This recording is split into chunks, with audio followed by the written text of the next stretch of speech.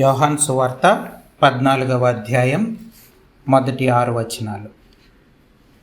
మీ హృదయమును కలవరపడనీయకుడి, దేవుని యందు విశ్వాసముంచుచున్నారు, నా యందును విశ్వాసముంచుడి. నా తండ్రి ఇంట అనేక నివాసములు కలవు, లేని ఎడల మీతో చెప్పుదును. మీకు స్థలము సిద్ధపరచ వెళ్ళుచున్నాను. నేను వెళ్ళి మీకు స్థలము సిద్ధపరిచిన ఎడల నేనుండు స్థలములో మీరును ఉండులాగన మరలా వచ్చి నా యొద్ద నుండుటకు మిమ్మల్ని తీసుకొని పోవుదును. నేను వెళ్ళుచున్న స్థలమునకు మార్గము మీకు తెలియనని చెప్పాను. అందుకు తోమ, ప్రభువా, ఎక్కడికి వెళ్ళుచున్నావో మాకు తెలియదే, ఈ మార్గం ఎలాగూ తెలియనని ఆయనను అడుగగా, యేసు, నేనే మార్గమును సత్యమును జీవమును, నా ద్వారానే తప్ప ఎవడును తండ్రి యొద్దకు రాడు. ప్రార్థన చేసుకుందాం. ప్రేమ కలిగిన మా పరలోకపు తండ్రి, మీ ఘనమైన అతి పరిశుద్ధమైన నామానికి వందనాలు ప్రభువా. ఉదయకాల సమయంలో మీ సన్నిధికి చేరి మిమ్మల్ని స్తుతించి మిమ్మల్ని ఆరాధించి గణపరచడానికి వాక్యపు వెలుగులో మమ్మల్ని మేము సరిదిద్దుకొని ప్రభువా నాయన ఈ సన్నిధి మీ యొక్క బల్లలో చేయవేయడానికి దయచేసిన మరొక గొప్ప అవకాశాన్ని బట్టి, నూతన దినాన్ని బట్టి, నూతన సంవత్సరాన్ని బట్టి మిమ్మల్ని స్తుతిస్తూ ఆరాధిస్తూ ఉన్నాం ప్రభువా. పునరుద్ధాన దినాన్ని బట్టి మీకు వందనాలు. మాలో ప్రతి ఒక్కరి ఎడల మీరు కలిగి ఉన్న ఉద్దేశాలను బట్టి మీకు వందనాలు. మాతో మాట్లాడమని ప్రభువా, విని గ్రహించలోబడ్డానికి కృప చూపించమని, అంధకార శక్తిని లయపరచమని, మీరే స్వరం వినిపించమని, మనుషుల మాటల వలన ఉపయోగం లేదని నమ్మి ఒప్పుకుంటూ ప్రాధేయపడతా ఉన్నాం ప్రభువా. కృప చూపించండి ప్రభువా. మమ్మల్ని జీవింపజేసే మాటలు మాకు వినిపించమని, అంధకార శక్తిని లయపరచమని, ఘనత మహిమ ప్రభావాలు మీకే ఆరోపిస్తూ యేసు ప్రభువారి అతి పరిశుద్ధమైన నామంలో ప్రార్థన అడిగి వేడుకొంచున్నాం తండ్రి. ఆమేన్, ఆమేన్. ఒకసారి మేము ఒక డ్రైవ్ ఇలాగ కారులో డ్రైవ్ చేస్తూ వెళ్తూ ఉంటే ఒక ప్రాంతంకి వెళ్ళాలని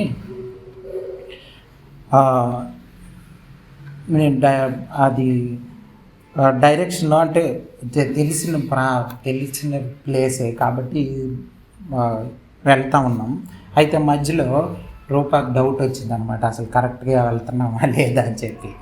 డౌట్ వచ్చి నాకు ఎందుకో డౌట్గా ఉంది, మనం ఆపోజిట్ డైరెక్షన్లో వెళ్తున్నట్టు అనిపిస్తుంది. అంటే సరే అని ఒక ఆయన అక్కడ ఉన్న అతన్ని ఆపి అక్కడ సైడ్గా పక్కన ఒక ఆయన ఉంటే ఆయన్ని అడిగితే స్ట్రైట్గా వెళ్ళిపోండి అని చెప్పారు.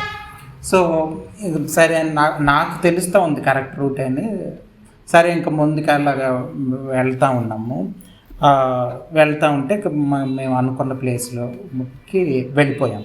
అంటే చాలాసార్లు ఈ మనకి డైరెక్షన్ చాలా అవసరం క్రైస్తవ జీవితంలో కదా. కరెక్ట్ డైరెక్షన్ అన్నది మన మామూలు ఈ లోకంలో ప్రయాణాలు ఎలాగో అలాగే క్రైస్తవ ప్రయాణం కూడా నడిపింపు అనేది, డైరెక్షన్ అనేది చాలా అవసరం మనకి. చాలాసార్లు మనకి ఒకసారి ఒక ఆయన ఇలాగ డ్రైవ్ చేస్తా ఒక ప్రాంతం తెలిసిన ప్రాంతమే. అయితే ఒక ఆయన ఏం చేసిందంటే, దేవుని సేవకుడే కారులో వెళ్తా ఉంటే, ఎందుకైనా మంచిది, నా దగ్గర ఒక అబ్బాయి ఉన్నాడు, నీకు మధ్యలో ఏమైనా అవసరం అయితే డైరెక్షన్ చూపిస్తాడు అని తీసుకెళ్ళమంటే, అవసరం లేదు, జీపీఎస్ పెట్టుకొని వెళ్ళిపోగలను అని చెప్పి ఆ జీపీఎస్ ఏదో పెట్టుకొని వెళ్ళిపోతూ ఉన్నాడు. కారులో వెళ్ళిపోతుంటే మధ్యలో ఈ విదేశాల్లో ఈ మంచు తుఫాన్ లాంటివి ఎక్కువ, స్నో స్టామ్స్ లాంటివి, అలాంటిది వచ్చి మొత్తం అంత దారి అంతా ఇదైపోయి కన్ఫ్యూజ్ అయిపోయి వెళ్ళలేకపోయి మధ్యలో స్టక్ అయిపోయాడు అనమాట. జీపీఎస్ పనిచేయలేదు, దానివల్ల నెట్ ఇది డైరెక్షన్ తెలియలేదు. అప్పుడు అనిపించింది ఆ పిల్లల్ని తీసుకొచ్చుంటే బాగుండేది. అంటే ఒక పర్సన్ ఉంటే, వ్యక్తి ఉంటే మనకి చాలా ఈజీ అండి. అలాగే యేసు ప్రభువారు మనకు డైరెక్షన్ చూపించడానికి, క్రైస్తవ జీవితంలో మనకు మార్గం చూపించడానికి లోకంకి వచ్చారు. కానీ చాలాసార్లు మన సొంత తెలివితేటల వల్ల ఏమవుతుందంటే అవసరం లేదని చెప్పేస్తాం. అంటే మనకి ఎంత ఈజీగా ఉండకపోవచ్చు అర్థం చేసుకోవడం, కాకపోతే మనకు దేవుని అవసరం లేదనే చెప్పేస్తాం. మనుషులుగా మన ఆలోచనలు అలాగ ఉంటాయి. నాకు తెలుసు, నేను ఆ మాత్రం తెలియదు అనుకుంటున్నారు, అది ఈజీగా డెసిషన్లు తీసుకోగలను ఇంజనీరింగ్ చేసేస్తే అయిపోతుంది, లైఫ్ సెటిల్ అయిపోతుంది. కాకపోతే ఇంకోలాగా ఇది చదువుకుంటే అయిపోద్ది, అది చదువుకుంటే అయిపోద్ది, దానికి ఎందుకు మళ్ళీ దేవుని చెప్తాను. నేను మా కంపాటబిలిటీ చూసుకొని ఏం చదువుకుంది, ఫ్యామిలీ బ్యాక్గ్రౌండ్ ఏంటి, ఇవన్నీ చూసుకొని పెళ్లి చేసేసుకుంటే అయిపోయింది. దీనికి ఎందుకు దేవుని చిత్తం కనుక్కోవడం, యేసుప్రభు వారి డైరెక్షన్లు ఇవన్నీ ఎందుకు అనిపిస్తుంది క్రైస్తవ జీవితంలో. అందుకని యేసుప్రభు వారి శిష్యుల్ని ప్రిపేర్ చేస్తూ ఉన్నాడు. చివరి దినాల్లో ఆయన ఇంకో కొన్ని గంటల్లో ఆయన శిలువ మరణానికి అప్పగించబడతాన అన్న ముందు యేసుప్రభు వారి శిష్యులతో పర్సనల్గా మాట్లాడిన మాటలు ఇవి. వ్యక్తిగతంగా వాళ్ళతోనే శిష్యులతోనే మాట్లాడిన మాటలు ఇవి. అంటే ఎవరైతే యేసుప్రభు వారిని నమ్ముకొని ప్రయాణం కొనసాగించాలనుకుంటున్నారో, దేవుని వెంబడించాలనుకుంటున్నారో వాళ్ళకి చెప్పిన మాటలు. కాబట్టి ఇవి చాలా ప్రాముఖ్యమైనటువంటి మాటలు. డైరెక్షన్ అన్నది మన జీవితంలో ప్రతి పరిస్థితుల్లో ప్రతిరోజు కూడా ప్రతి సెకండ్ కూడా మనకు అర్థమవుతుంది. కానీ పరిస్థితులను బట్టి మనం ఏమవుతుందంటే సడన్గా కలవరపాటు వచ్చేస్తుంది. కలవరపాటు వచ్చేసి అంటే ఈ శిష్యులు అలాగే అవుతున్నారు. వాళ్ళు ఏమనుకున్నారు, యేసుప్రభు వారు మాతో పాటు ఉంటాడు, చివరి వరకు ఈ లోకంలో మేము ఉన్నంత వరకు ఆయన మాతో ఉంటాడని అనుకున్నారు. కానీ సడన్గా ఆయన వెళ్ళిపోతానని ముందు నుంచి చెప్తున్నా వాళ్ళకి ఏం అర్థం కావట్లేదు. చనిపోతాను, తిరిగి లెగుస్తానని చెప్తున్నా సరే వాళ్ళకి ఏం అర్థం కావట్లేదు. ఎక్కడికి వెళ్తారు ఏంటి అని పదే పదే అడుగుతూ ఉన్నారు. అంటే మనుషుల ఆలోచనలు అవి మన బేసిక్ మన ఇదే అలా ఉంది. మన వాక్యం వింటాం, నెక్స్ట్ వీక్ వెళ్ళాం మొత్తం మర్చిపోతాం, అర్థం కాదు, ఏ నిర్ణయం తీసుకున్నాం కూడా తెలీదు, ఏం వాక్యం దేవుడు మాట్లాడాడో కూడా తెలీదు. అందుకనే ప్రతిరోజు దేవుని వాక్యంతో దేవునితో స్పెండ్ చేయమని ఎందుకు చెప్తారంటే మన పరిస్థితికి అది అవసరం. ప్రతిరోజు కూడా భక్తులైతే ఉదయం పోర్షను, మధ్యాహ్నం ఒక పోర్షను, ఈవినింగ్ ఒక పోర్షన్ చదివే వాళ్ళు ఉన్నారు. వాక్యాన్ని మధ్యాహ్నం ఉదయాన్నే ప్రార్థన చేసుకొని వాక్యం చదువుతారు, మధ్యాహ్నం మళ్ళీ ప్రార్థన చేసుకొని మళ్ళీ వాక్యం చదువుతారు, ఈవినింగ్ ఇంకో పోర్షన్ చదివి మళ్ళీ వాక్యం చదువుతారు. అలాగా దేవునితో గడపాలి, దేవునితో ఉండాలని అనుకునేవాళ్ళు. ఎందుకంటే దేవుని అవసరత అంత ఉందని వాళ్ళకి అర్థమవుతుంది. చాలామందికి మనకు అర్థం కావట్లేదు. అంతే, రోజుకు ఒక్కసారి బైబిల్ చదువుకోవడమే కష్టం అనుకుంటే 3 సార్లు అంటే ఎక్కడ అనిపిస్తుంది మనకి. కానీ అందుకు వాళ్ళు అలాగే ఎలా చదువుకోగలుగుతున్నారు, మనకెందుకు ఇలాగ అనిపిస్తుంది అంటే దానికి కారణం ఏంటంటే దేవుని అవసరత మనకు కనిపించట్లేదు, వాళ్ళకి దేవుని అవసరత ఎక్కువగా కనిపిస్తుంది. అందుకే ఎక్కువ ప్రార్థన చేయడానికి, వాక్యంతో స్పెండ్ చేయడానికి వాళ్ళు ఇష్టపడుతున్నారు. అందుకనే హృదయాన్ని కలవరపడనివ్వకండి అని చెప్తున్నారు. వాళ్ళంతా శిష్యులు కలవరపాటులో ఉన్నారు, ఆందోళనలో ఉన్నారు. ఎప్పుడైనా కలవరపడి ఆందోళనలో ఉంటే మన మైండ్స్ పనిచేయి. అందుకే ఎక్కడికి వెళ్తున్నారు, ఎక్కడికి వెళ్ళిపోతారు, మార్గం ఏంటి, మేము ఎట్లా రావాలి అని కలవరపాటులో ఉన్నారనమాట. యేసుప్రభు వారు క్లియర్గా వాళ్ళకి చెప్తున్నా వాళ్ళకి అర్థం కాక మళ్ళీ మళ్ళీ అడుగుతున్నారు. తోమా లాంటి వాళ్ళు అడుగుతున్నారు. కానీ మనకి ఎందుకు మళ్ళీ ఎంత చెప్తున్నా అర్థం కావట్లేదు ఏంటి వీళ్ళకి అనిపిస్తుంది కదా. కానీ వాళ్ళ ప్లేస్లో మనం ఉన్న అదే చేస్తాం, మనం ఉన్న అదే పని చేస్తాం, ఇంకా ఘోరంగా ప్రవర్తించవచ్చు. సో భక్తులు ఏమన్నారంటే తోమా లాగా క్వశ్చన్లు అడగడం నేర్చుకోవాలన్నారు. అలాంటి క్వశ్చన్లు అడగబట్టే ఇలాంటి ఆన్సర్లు మన ముందు ఉన్నాయి. మనం కూడా దేవుణ్ణి ప్రశ్నలు అడగాలి. అంటే జెన్యున్గా దేవుని చేత నడిపించబడినప్పుడు, వాక్యం చదువుతున్నప్పుడు అడగాలి ప్రశ్నలు, అర్థం కాకపోతే. అప్పుడు ఇటువంటి ఆన్సర్లు వస్తాయి దేవుని దగ్గర నుంచి. సో ఇది కూడా మంచి లక్షణమే. అదేమి తోమాను చూసి నవ్వుకోవాల్సిన అవసరం లేదు. సో మనం అర్థం చేసుకోవాల్సింది ఏంటంటే, చూడండి, హృదయాన్ని కలవరపడనివ్వకుండా దేవుని యందు విశ్వాసం ఉంచుతున్నారు, అలాగే నా యందు కూడా విశ్వాసం ఉంచండి అని చెప్తారు. చాలాసార్లు దేవుని మీద విశ్వాసం ఉంది అని చెప్పొచ్చు, కానీ యేసు ప్రభువారిని నమ్మని వాళ్ళు అనేక మంది ఉన్నారు. యేసు ప్రభువారి దేవుడని యూదులు, ముస్లిమ్స్ చాలామంది నమ్మరు. వాళ్ళు సేమ్ యెహోవా దేవుడు అని నమ్మినా సరే వాళ్ళ దగ్గర కూడా ఒక ఓల్డ్ టెస్టిమెంట్ లాంటిది, లేకపోతే ఇది ఉన్న యూదుల దగ్గర, ముస్లిమ్స్ దగ్గర యేసు ప్రభు వారి మార్గం అని నమ్మరు. అందుకే యేసు ప్రభు వారు క్లియర్గా చెప్తున్నారు. ఆయన సింపుల్ లైఫ్ చూసి ఆయన క్యాజువల్గా మనలాంటి మనిషే ప్రవక్తలాగా అనుకునే అవకాశం ఉంది. అక్కడ యేసు ప్రభు వారు పుట్టినప్పుడు లేకపోతే జీవిస్తున్నప్పుడు ఆ ప్రాంతంలో వాళ్ళకే నమ్మకం కుదరలేదు. అంతెందుకు సొంత కుటుంబంలోని సహోదరులు సహోదరులకే నమ్మకం, వాళ్ళే నమ్మట్లేదు. ఎందుకంటే యేసు ప్రభు వారు అంత నిరాడంబరమైనటువంటి సింపుల్ లైఫ్ జీవించారు. మనుషులకి సింపుల్ లైఫ్, నిరాడంబరమైన జీవితం అంటే ఏమీ అట్రాక్టివ్గా ఉండదు, అదేమి ఆకర్షించదు మనుషుల్ని. పాంపు లైఫ్, పెద్ద పెద్దగా పరిశీలిలాగా, శాస్త్రుల్లాగా, ఫరోలాగా, రాజుల్లాగా, పెద్దల్లాగా ప్రవర్తించేలాగా ఉంటే అప్పుడు అటువంటి లైఫ్ అట్రాక్టబుల్గా ఉంటుంది, ఆకర్షిస్తుంది. కానీ నమ్మట్లేదు చాలామంది. క్రైస్తవులు కూడా చాలామందికి యేసుప్రభు వారి మార్గం అని, యేసుప్రభు వారి జీవితం జీవించాలని చాలామందికి తెలియట్లేదు. చాలామందికి తెలియదు. యేసుప్రభు వారి మీద ఆధారపడి బ్రతకాలన్నది చాలామంది క్రైస్తవులకి తెలియదు. అందుకే క్యాజువల్గా లోకస్తుల లాంటి జీవితమే క్రైస్తవులని అనబడుతున్న వాళ్ళు కూడా అనేక మంది జీవిస్తున్నారు. ఇంకా చూడండి, ఇది ఉండాలండి, దేవుణ్ణి నమ్మాలి, ట్రస్ట్ చేయాలి దేవుడు. ఈ నూతన సంవత్సరంలో ఈ మాటలు ఏంటంటే చివరి మాటలు కదా యేసుప్రభు వారివి. అలాగే మనం చివరి దినాల్లో ఉన్నాం కాబట్టి మనకి ఈ మాటలు ఈ చివరి దినాల్లో అవసరం. ఈ మాటలు చాలా చాలా అవసరం. దేవుని మీద ఆధారపడడం, దేవుణ్ణి నమ్మడం అవసరం. నమ్మకం ఉండదు.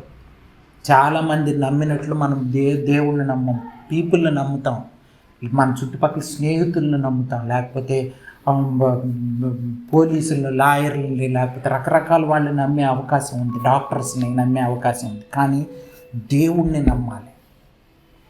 ఉదయకాల సమయంలో కూడా మనం దేవుని రాజ్యంలో ఉన్నాం, దేవుని రాజ్యం కింద ఉన్నాం అన్నది అర్థం చేసుకోవాలని దేవుడు మాట్లాడాడు.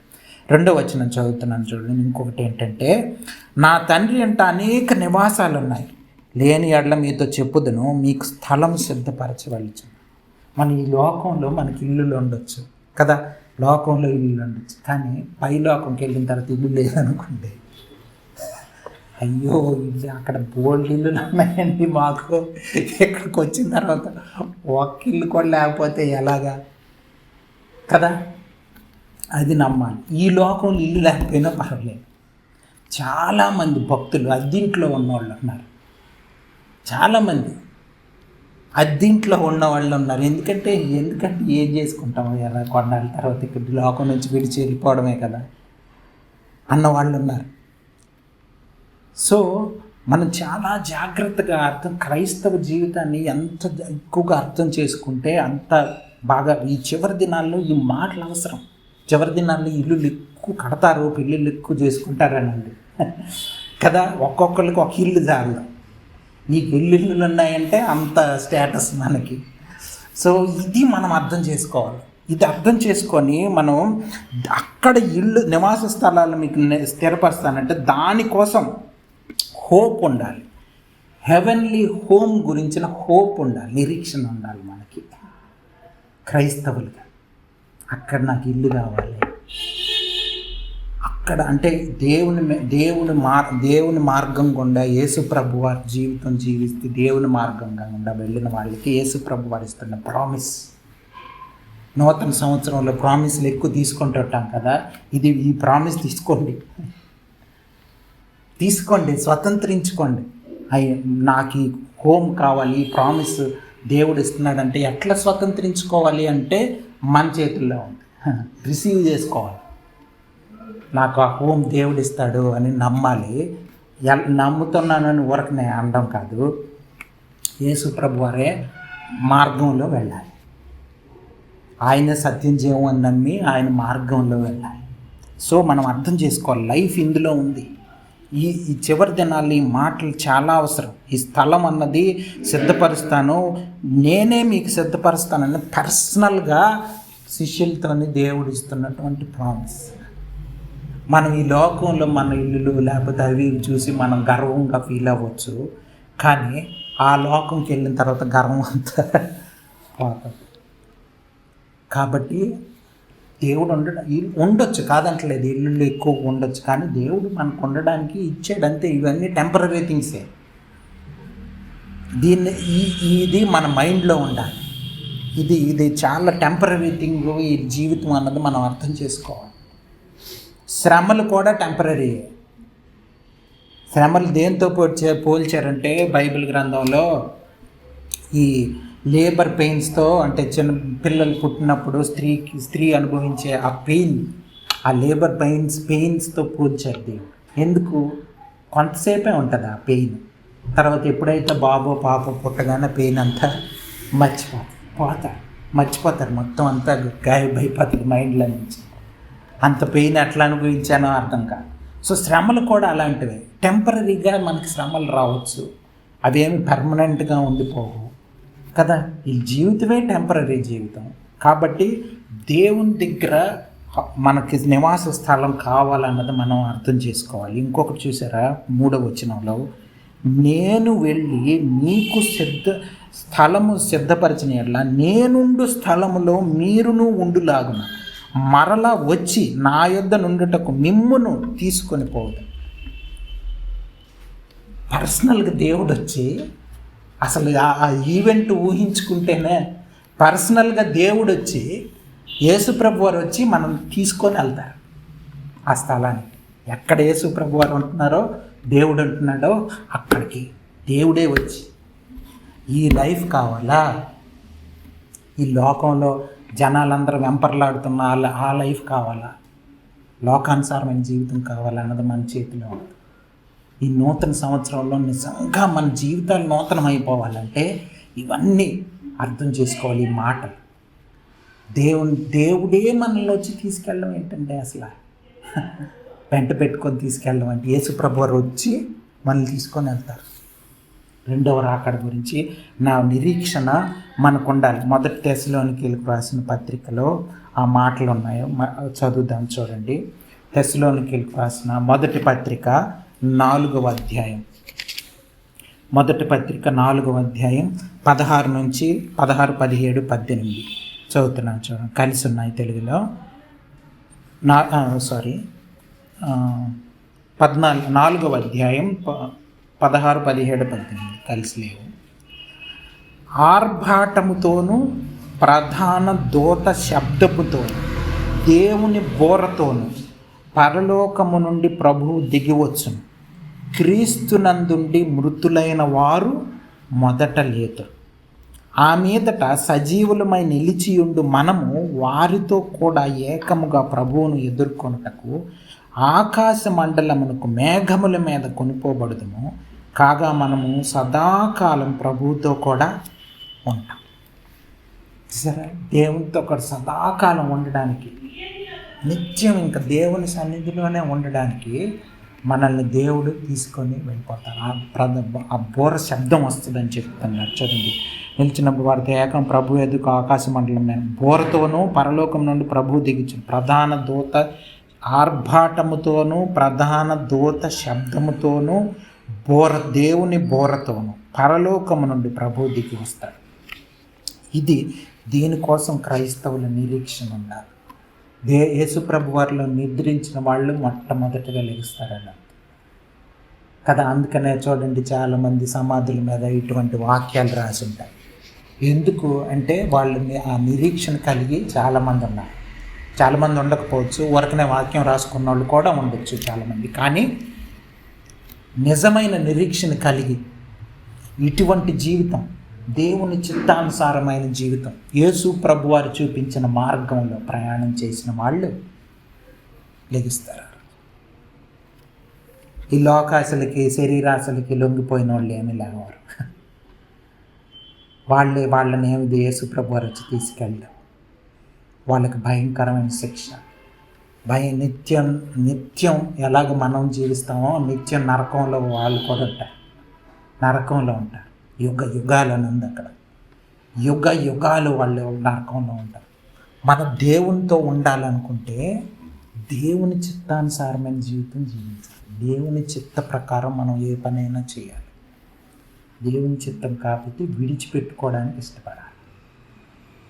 లోకానికి శరీరానికి లొంగిపోతే ఈ జీవితం దొరకదు. చూడండి, ఇంకా చదువుతున్నాను 4వ వచనం.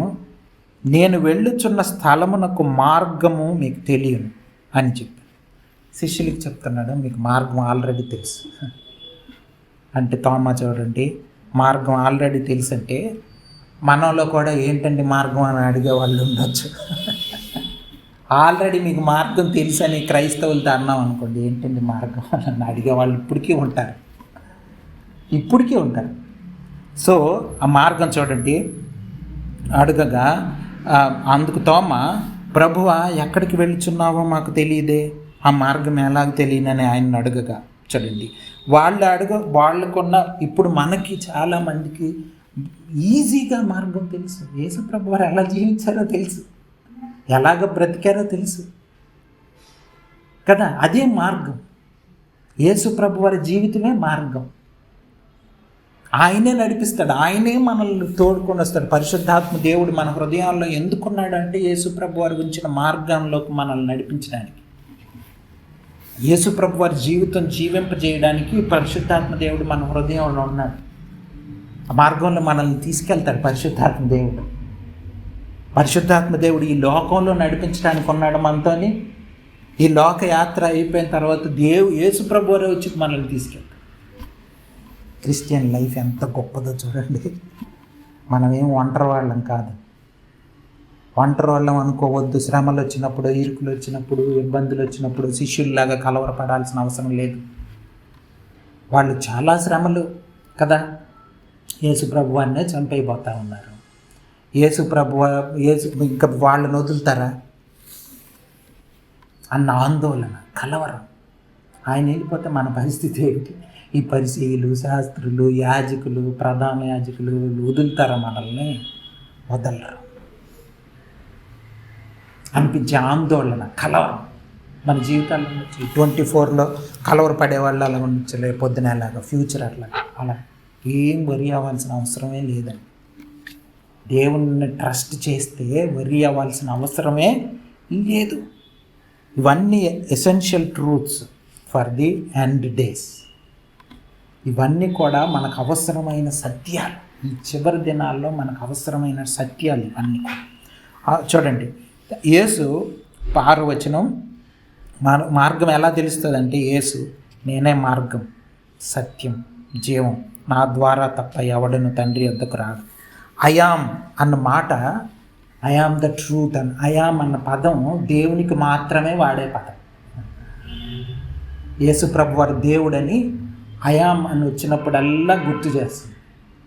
I'm the truth, I'm the life, I'm the way అన్నప్పుడు ఇవన్నీ కూడా దేవుడు, యేసు ప్రభు వారి దేవుడు అని చెప్పడానికి, ఆయన ద్వారా తప్ప తండ్రి వద్దకు ఎవరు రాలేడంటే అర్థం ఏంటి? ఈ మాటలు తెలుసా?